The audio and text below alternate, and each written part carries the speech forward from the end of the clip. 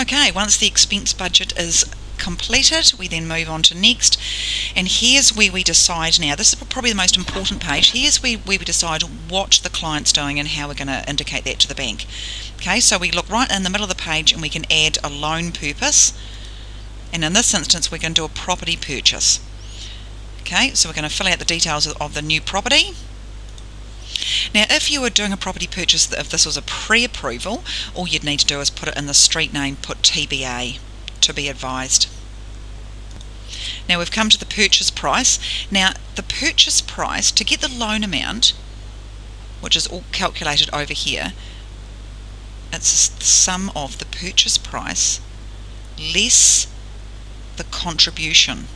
Okay, so either one of these 6 fields can be used to fill in the contribution. So in this instance, they want to buy the Burwood property for $500,000.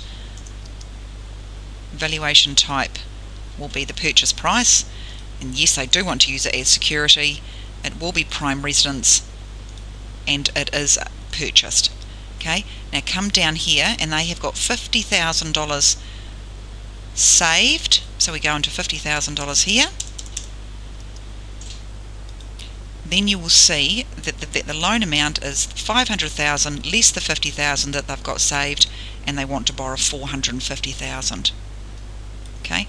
Now, if they wanted to borrow a little bit extra for overseas holiday or to do some renovations, we can use this area down here.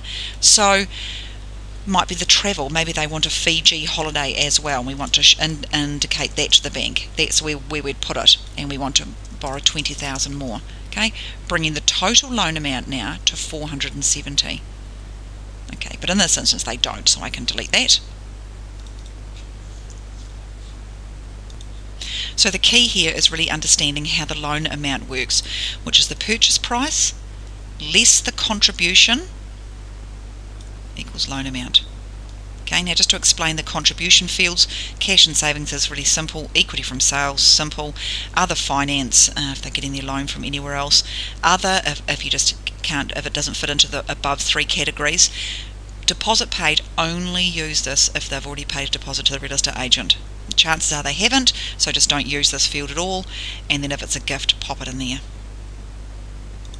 So if we just have a look up here, for instance, at the moment, we have got, whoopsie daisy, we have got available funds for contribution. Now this is just to get an indication that how much money they've got sitting in the bank. Okay, in this instance we can see that they've got $50,000. Underneath, liabilities to be paid out or refinanced. If, remember, back at liabilities, we had ticked to be paid out, however much of that loan they had for the investment property, it would appear in here and then be added on to the loan amount. Okay, so you've got to be careful when you're doing your property purchase to realise that that to be paid out is included in the total lending. Okay, so again, if you have it to be paid out or a refinance, give me a call. So I think we're done here. We've got $450,000 worth of lending. I think we can go into the loan structure now.